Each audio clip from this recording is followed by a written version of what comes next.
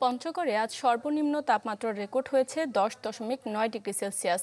শীত পরিস্থিতির আরও খবর জানাতে সরাসরি যোগ দিচ্ছেন হোসেন রায়হান। রায়হান।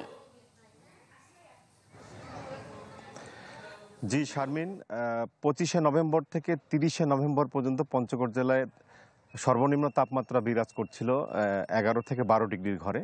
ডিসেম্বরে এসে সেটি দাঁড়িয়েছে 10 ডিগ্রিতে, অর্থাৎ আজকে ডিসেম্বরের 2 তারিখ। আজকেও পঞ্চগড়ের তাপমাত্রা সর্বনিম্ন তাপমাত্রা 10.9 ডিগ্রি সেলসিয়াস রেকর্ড করেছে আবহাওয়া পর্যবেক্ষণ কেন্দ্র তেঁতুলিয়া।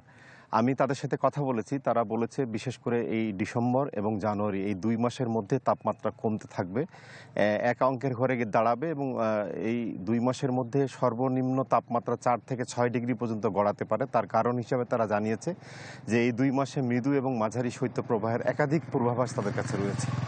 সেই ক্ষেত্রে তাপমাত্রা 4 পর্যন্ত যেতে পারে, এরকম পূর্বাভাস তারা দিয়েছে।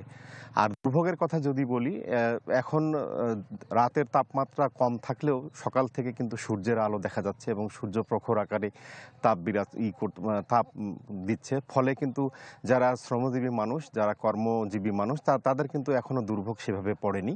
তবে এই মাসের মধ্যেই কিন্তু আপনি জানেন যে তেঁতুলিয়া থেকে, অর্থাৎ হিমালয় থেকে খুব কাছে পঞ্চগড়ের অবস্থান হওয়ার কারণে হিমালয় থেকে যে শৈত্যপ্রবাহটা বাতাসটা প্রবাহিত হয়, এই বাতাস যদি প্রবাহিত হয় তাহলে মানুষের মধ্যে দুর্ভোগ সৃষ্টি হবে।